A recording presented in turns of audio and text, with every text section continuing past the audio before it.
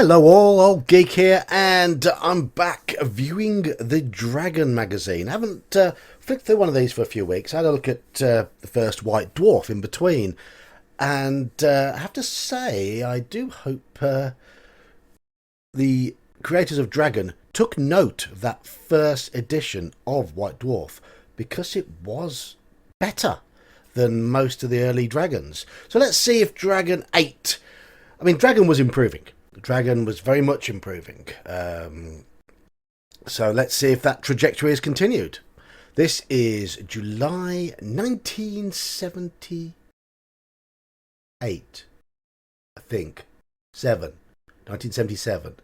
Yes, July 1977. Then put the year at the top. Volume 2, number 2.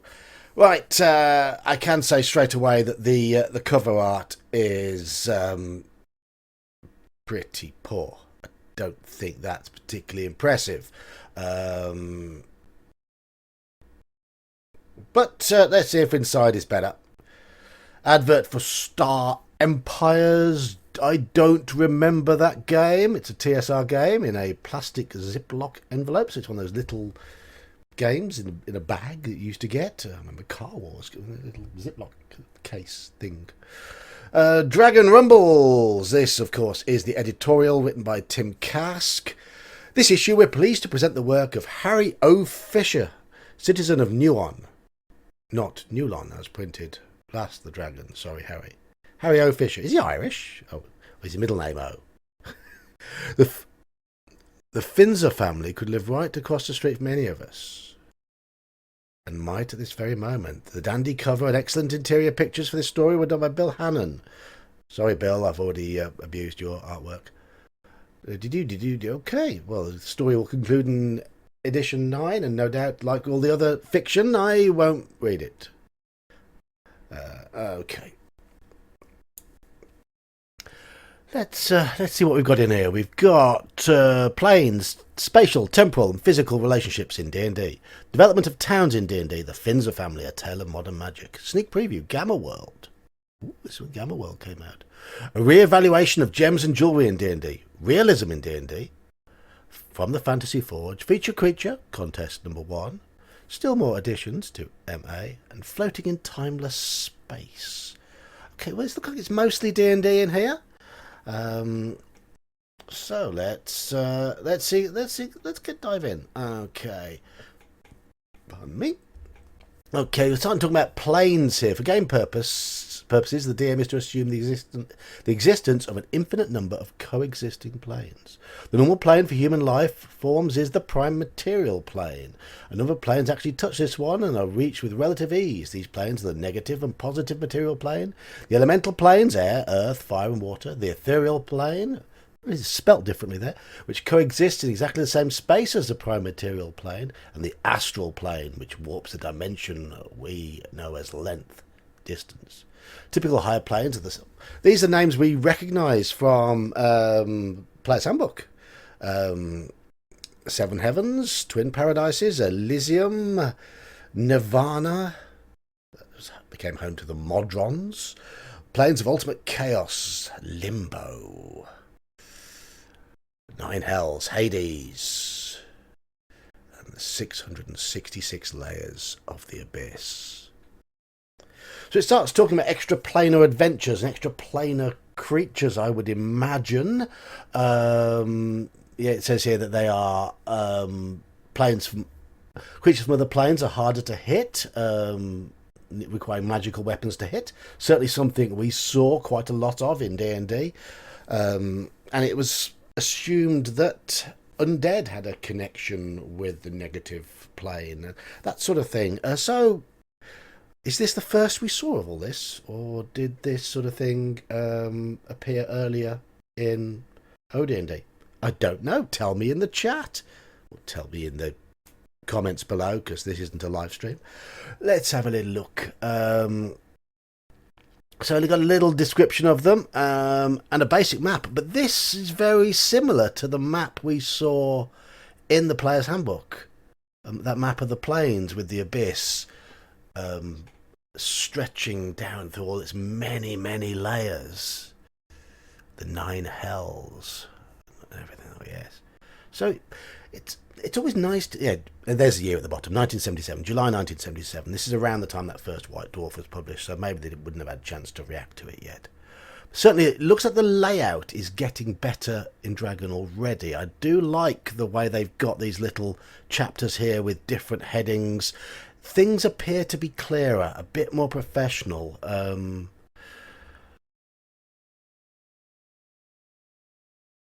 So a positive so far, and that's something that would appear in the Player's Handbook a year after this. So you can see the development of ideas coming through. Right, the development of towns in D&D. I love developing towns. I always try and approach them with a sense of verisimilitude.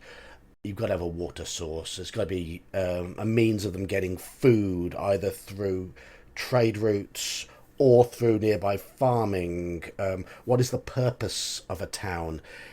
Is it a town famous for its crafts, or its raw materials, or its farming, or is it just there as like an outpost?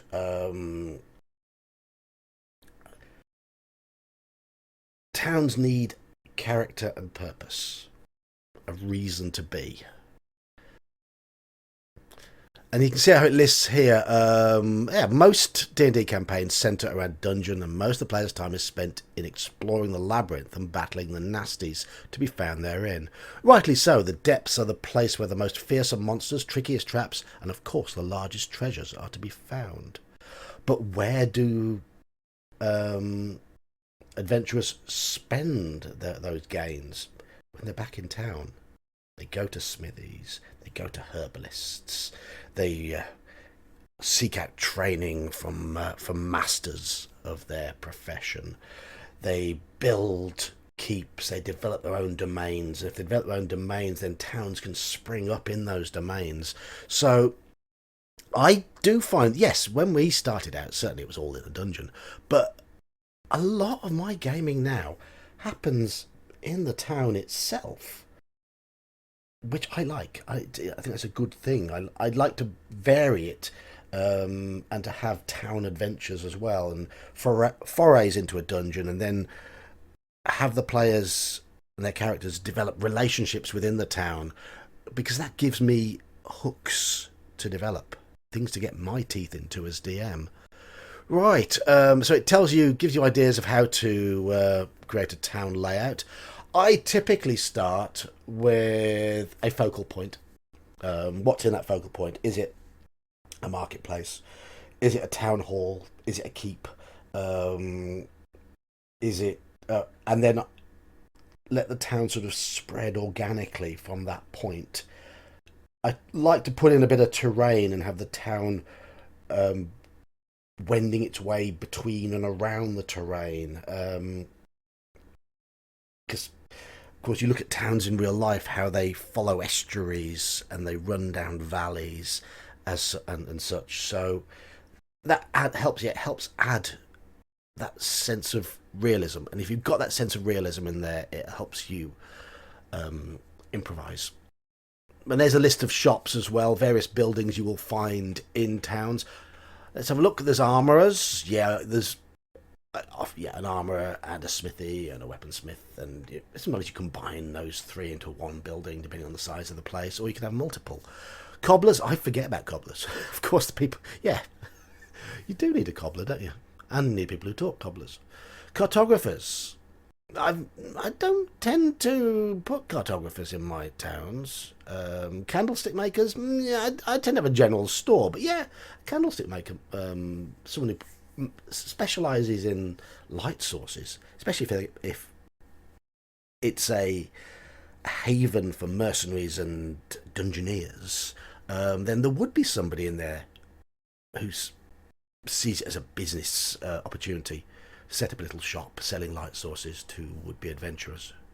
A weaver, yeah. Barbers, I don't bother with those. No, I don't bother with barbers. I like to have butchers and bakers. I like to have stables. I like to have a brewery, an inn. usually a town hall, usually some sort of customs agent as well, in charge of taxing merchants coming in and out, and adventurers bringing their stuff back from their various quests. And then from that you can develop guilds, thieves guilds, and maybe you'd have a town militia as well, town barracks, training fields. Those are the sort of things I like to put in. Okay, right, okay, we go back to the planes. There's the list of all the planes, and that's a key to that. What? Look, why have that key bottom of page 5 with the map of the planes there? Why not?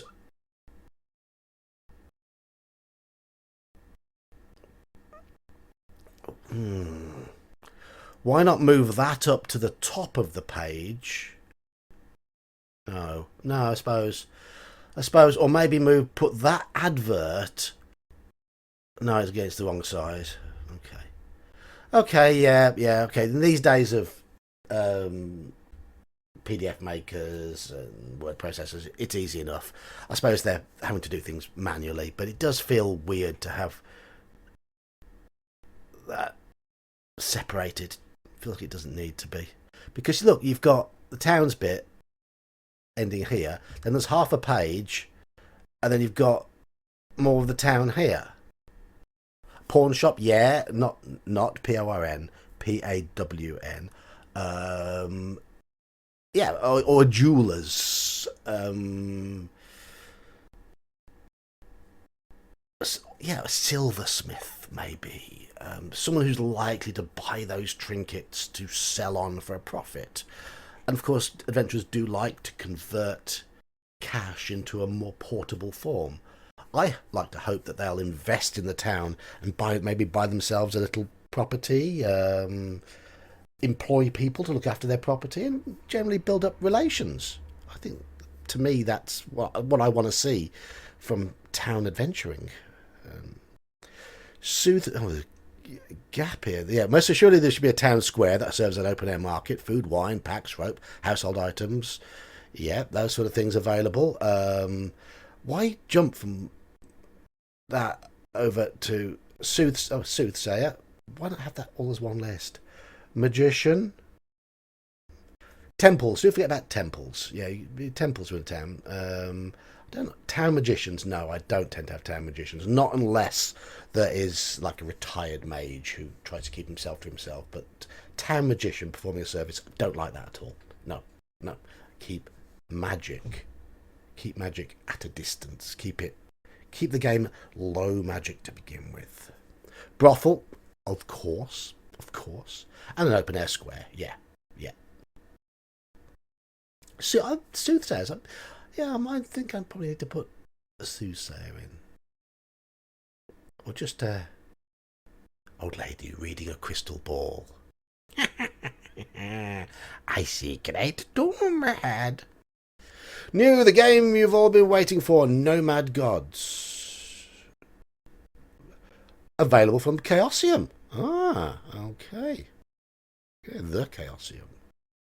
Nomad Gods, a fantasy board game which continues the trend established by White Bear and Red Moon. Never heard of either, but I hope some people enjoyed them. I like the artwork for it though. That's pretty good. That's pretty good, Mr. Day, whoever you may be. I like that. Very good. No town or village will be complete. So we're continuing here. More town stuff. Complete a full complement of taverns and inns. Yes, of course. Taverns would have their own particular clientele, like pubs in England. You have little groups of people who go into certain pubs. And sometimes it's like, I don't drink down there. That's full of ruffians. And I won't drink in that one. I don't like beer in there. The places are basically the same, but people have their own preferences, and we get a bit tribal. Fourgraves, where non-humans frequent and stay when in town. Fourgrave is a dwarf himself, and up on non-human gossip. 3 to 18 patrons, 2/3 of which will be non-human, and half will be warriors. Yeah, and then a few non-human wayfarers and merchants. Lots of warriors in there. Lots of ale getting swilled. Yeah, an inn for various human merchants. Certainly, that'd be an inn, not just a tavern, but more of an inn where there's rooms to stay, because merchants need places to stay, and you put a stable there as well. A surgeon. No, no, no, no, no, no, no, no, no. No, I might. I don't mind having a herbalist where you could buy maybe a little salve that you rub on a wound to recover D3, D4 hit points. Won't be particularly cheap and won't always be available. And it's a quest. It's a potential quest to go and find herbs and ingredients that are required for these salves, and also potential rewards for performing quests. Here, have this pot of ointment. Ointment to be useful if you go to the brothel too often. Library, yeah. My towns aren't developed to the level where literacy is all that common, so I don't put libraries. And I know there's certainly in Forgotten Realms nowadays. There's all adventuring academies everywhere. No, don't do those at all. You learn on the job, and you get training from a past master. That old ranger who lives in a hut on the edge of town, near easy access to hunting ground, the woods for hunting, and you have to maybe perform a task for him, and he'll teach you some of what he's learnt. He won't go adventuring because he's in his 50s, but he still knows his stuff. And there you go. There's your trainer for the ranger class, and so on. That's how I prefer to do things. Now, libraries, no.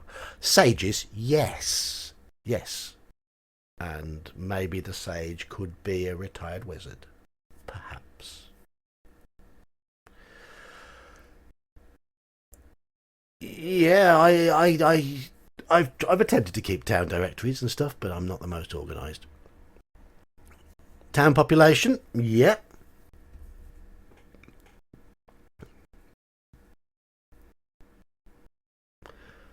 I improvise again. I don't use any real dice mechanics for this. I just throw things in.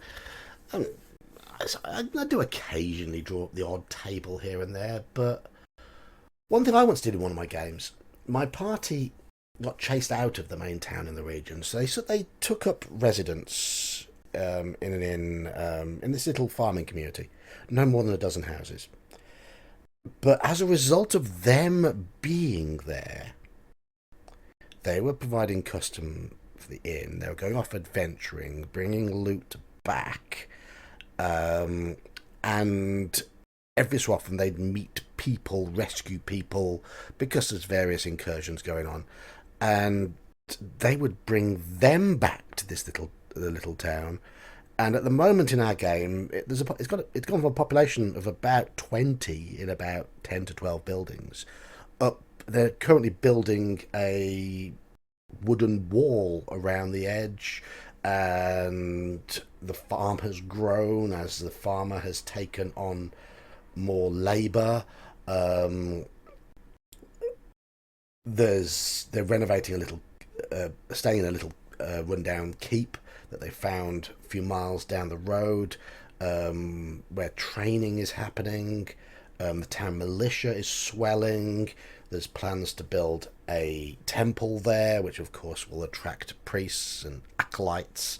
And so that town is growing, and in the space of 2 or 3 months, it's gone up 4 or 5 times in terms of population.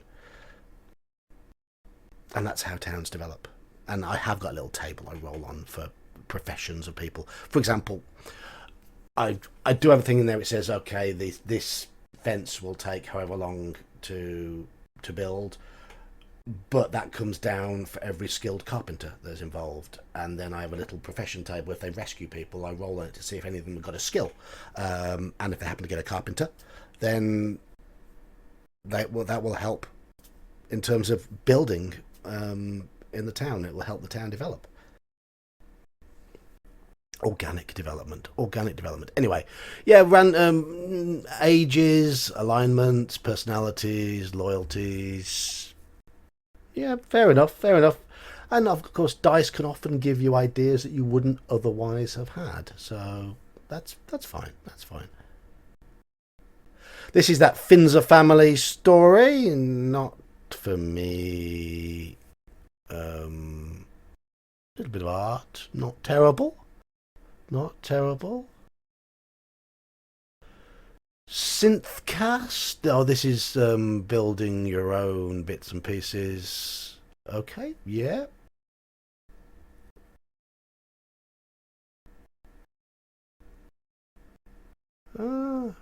Is casting your own stuff. That's fine, yeah. Yeah, why not attempt to do that? Save a bit of money. You can go in with the story about the Finzers, or Finzers. However you want to pronounce them, but it goes on quite, it's quite extensive. Okay. Advert for official Dungeons and Dragons figures. Did you ever get any of these? They predated me. They predated me. I got quite a few Citadel miniatures in the 84, 85, 86. We didn't play with miniatures, and I painted a few of them badly and ended up bending most of the spears and swords because I was clumsy. But yeah, I had a few miniatures. I had a carrion crawler, I remember. The glue I had didn't work with it, and it kept falling apart because you had to glue the little segments together. Yeah. Oh well. I think I had a chimera as well, which had the same fate because the wings wouldn't stay on. Still keeping going with the Finzers. Yeah, there's a little too much about Finzers. I'm not really in. How many pages of Finzers? We're up to page 16 now. 17. We're still on Finzers. All maps. Judges Guild. Ah, City State of the Invincible Overlord. I've heard all about that. I've never seen it. Heard all sorts of good things about it. Is this when it first came out? Massive, isn't it? I remember, I have read about it, and I've read that it's a very impressive piece of work.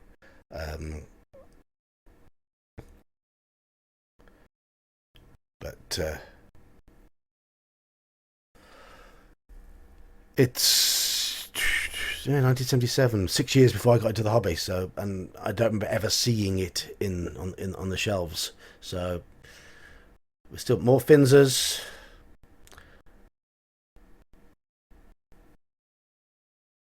Advert for the Dungeon Hobby Shop. That looks like the artist who did it, unfortunately.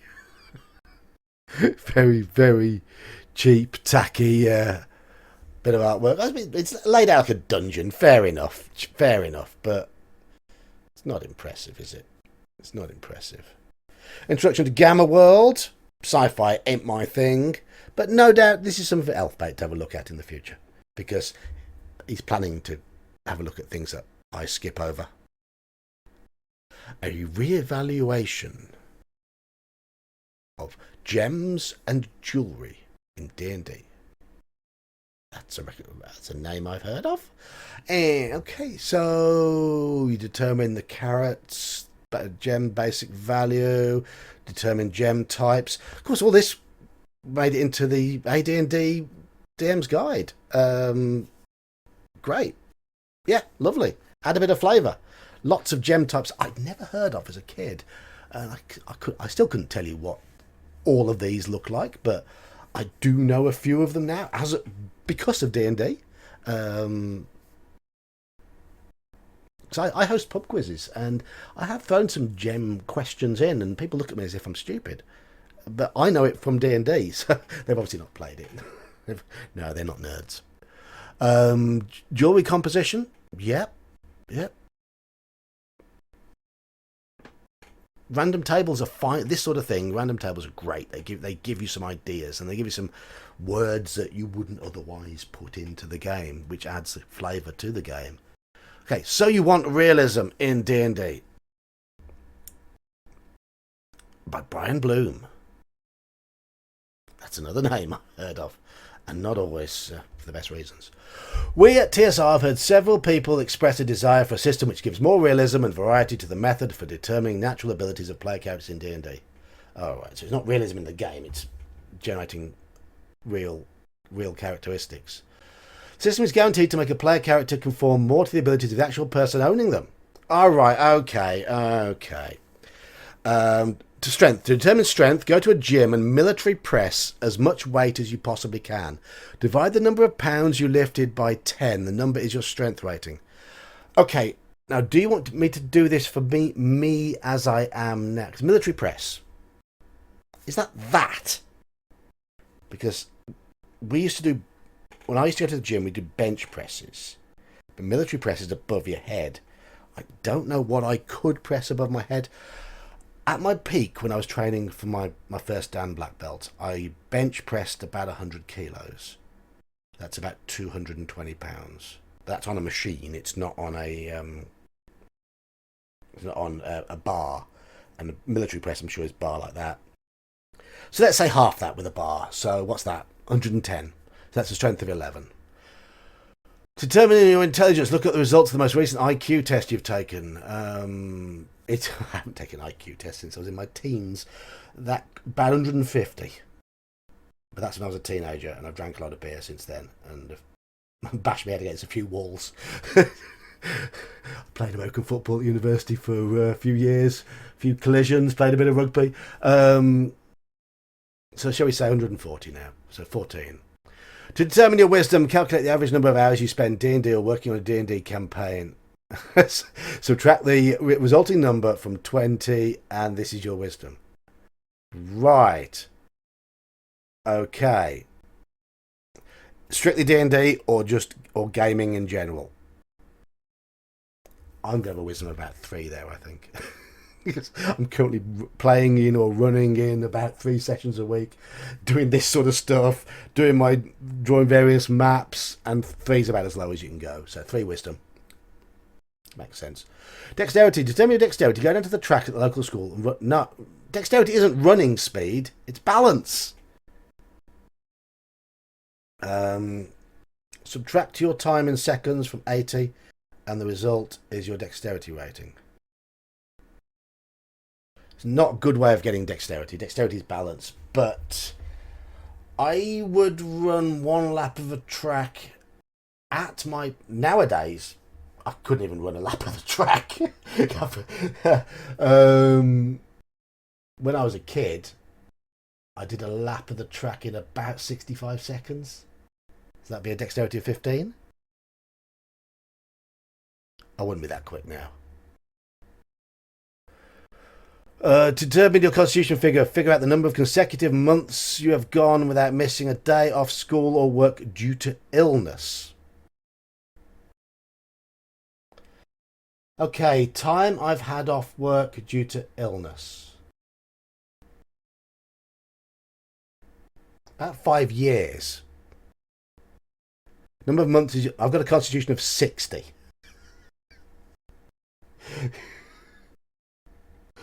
Okay. It's at least... It's more than 5 years now. Do broken bones count as illness? I had 2 days, a day off to have my foot cast. Yeah, okay, that's not a good way of doing it.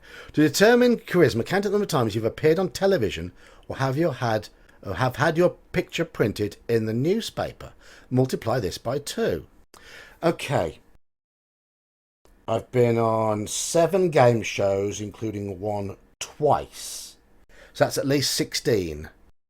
Have a picture printed in the paper? Don't think I have. I might have done when I was a kid. Did I win a judo medal when I was a kid? I don't know. I haven't got a charisma of 16 anyway. That's nonsense. Anyway, yeah, I throwaway article. Terrible way of doing things. Brian Blume, get out and stay out. I wish you had. From the Fantasy Forge advert. But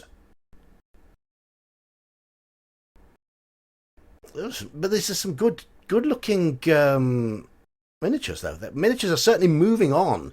They're getting more creative, bolder. feature creature, name that monster. On the right is a nasty specimen of monster drawn by Errol Otis, esteemed monster drawer. Your mission, should you choose to accept it, is to name and identify the monster, give specifications, hit points, blah de blah de blah de blah. Habits, whatever. The winner will receive at least $25 in the form of cash and various certificates. Oh, that's quite a nice prize. All entries must be typed and double spaced. Handwritten entries void. Why? Why? Is it because nerds have bad handwriting? Right, that looks... It's like a cross between a naga and a devil and a dragon. And it's got a spiky ball tail. Like an ankylosaurus tail.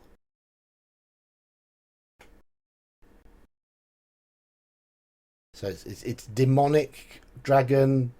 So it is a giant Ankylo demo naga. There you go. Good artwork, Errol. Anyway, Errol Otis is the god of monster art. Well, of weird monster art. Trampier did some great monster art as well. And Caldwell in Ravenloft. Real dark edges to it. Yeah. But if you wanted the bizarre, the imaginative, then you'd go no further than Errol Otis. Still more additions to MA. Oh, this is the mutant thingy. What's it? Not my thing. Something for Elfbait to read through on one of his streams. Elfbait, there's some material for you. Well, Partha... More mutated animals. You can use mutated stuff in D&D.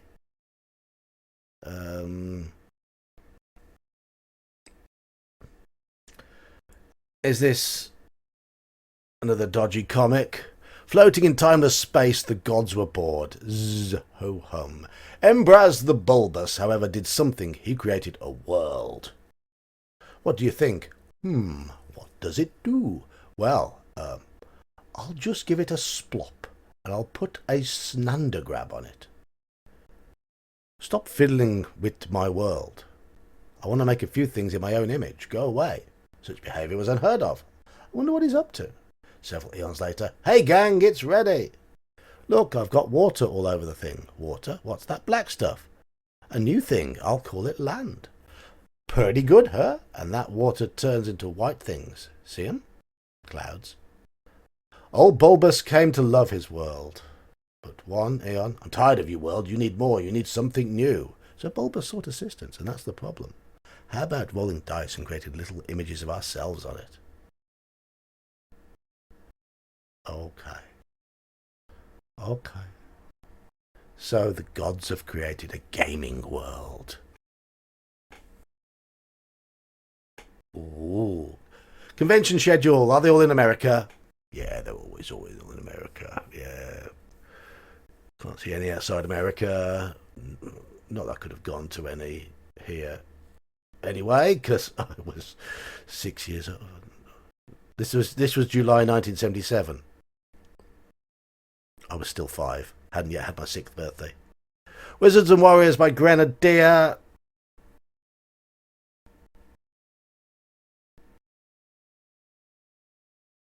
Welcome to Fen Manor, the palatial 19th century mansion of the esteemed surgeon Dr. Phineas Fenn, your host for an intimate late-night gathering. Although you're enjoying Dr. Fenn's hospitality whilst passing the late hours in a comfortable overstuffed chair in the study, most of the guests seem strangely reserved and aloof. An air of mystery pervades the atmosphere. Even the good doctor himself seems unusually remote tonight as the time passes and the hour approaches midnight. It's a murder mystery! Cool! TSR made a murder mystery game called Suspicion. You know what? I'd love to know if any of you saw this, because I love murder mysteries. I've done... For our 10th wedding anniversary, I took the wife to a hotel for a murder mystery dinner. We spent the weekend in the hotel. Lovely forest setting down in the southwest of England. Absolutely no. Southwest from where I am, not southwest of England. It's southwest Midlands of England. In Gloucestershire it was. But that was beautiful. And I've done a murder mystery. That one, start again, John. That one was actors, and we were all just having dinner, watching this scene play out. And then we had to, once we'd finished dinner and had a few pints, we had to then talk to the actors, look at the clues, and try and work out piece everything together and work out who done it. And we got it wrong. And then I did a murder mystery dinner with some gaming friends about 5 or 6 years ago, maybe a bit more now. That was a lot of fun. I'd like to do some more. Sometime. I do like playing werewolf and mafia games as well. If you've ever played those, I think they're great. But that concludes this issue. I would like to know if anyone's played Suspicion or has a copy of it or knows if you could ever get one anymore. I love those things. I'd love to hear about it. This space for sale. They're still trying to sell the back page. Right. Verdict on this edition. The layout has got much, much better. The inner artwork has got much, much better. It seems more engaging. They're offering prizes. They've got competitions going. Everything just looks cleaner. Apart from that one dodgy bit I mentioned earlier where that one article was unnecessarily spread on the pages. Everything else seems to be pretty good. That piece of fiction in the middle was too long. It took up too much of the issue. And that piece by Blume was absolute nonsense. I have heard about that. Come to think of it now, I have heard people mention it on places like Reddit and Facebook that sort of thing was done, but that was absolute nonsense. I guess it's just done as a bit of a fluff piece, but pretty terrible. It would give me a constitution of 60. Yeah, right. But all in all, that bit on towns and that bit on gems and jewels, that sort of, and the planes as well, planes, towns, gems and jewels, things are really coming together. Those sort of things are incredibly useful. And those are sort of things in the early days of the hobby that would be very, very helpful for a new DM or just a DM who is short of a bit of inspiration, because we can all be creative 95% of the time, but how often is that 5% in the hour or two that you've set aside to create tomorrow's game, and you're sat there going, I lie in bed some nights, I'm thinking all these brilliant ideas as I'm just dozing off when my mind is going off on a tangent. I think, I'll note that down in the morning. Never do. And then when I'm sat there, often on a Saturday morning, just going through thinking, okay, because I run a few games on Saturdays, I'm sitting on a Saturday morning thinking, last read through my material thinking, what can I do with this? What can I do with that? How can I make that interesting? And I draw a blank sometimes, and quite often I'll go into the game just knowing the nuts and bolts, and the game will develop from there. That's fine. But other times I'm thinking, sometimes I need to offer a little bit more. And having those sort of tables just to fall back on, to give you that little bit of inspiration at times when you don't have it, because we don't all have inspiration all of the time, then great. They're good, they're great things, great to have. And that's why I still say the AD&D first edition Dungeon Master's Guide is the greatest role-playing book ever. But I can see where some of it is starting to come from now, because Dragon itself is getting better, and these ideas and these sort of articles were expanded upon for that Dungeon Master's Guide, which of course came out in 1979. Anyway, I do hope you've enjoyed this run through. I think I've waffled a bit more this time, but there's more to talk about in this issue, and that's a good thing. Well done, Dragon. You're getting there, and you're about on a par with White Dwarf, which of course came out at this sort of time. Good to see. A bit of competition in the market. Anyway, I've been the Old Geek. I hope you've enjoyed this browse through. This was a good edition of Dragon. I like this one. Dragon 8 gets the thumbs up. Anyway, as I said, I've been the Old Geek. Click like, click subscribe, follow me if you feel like it. Don't if you don't. Anyway, see ya.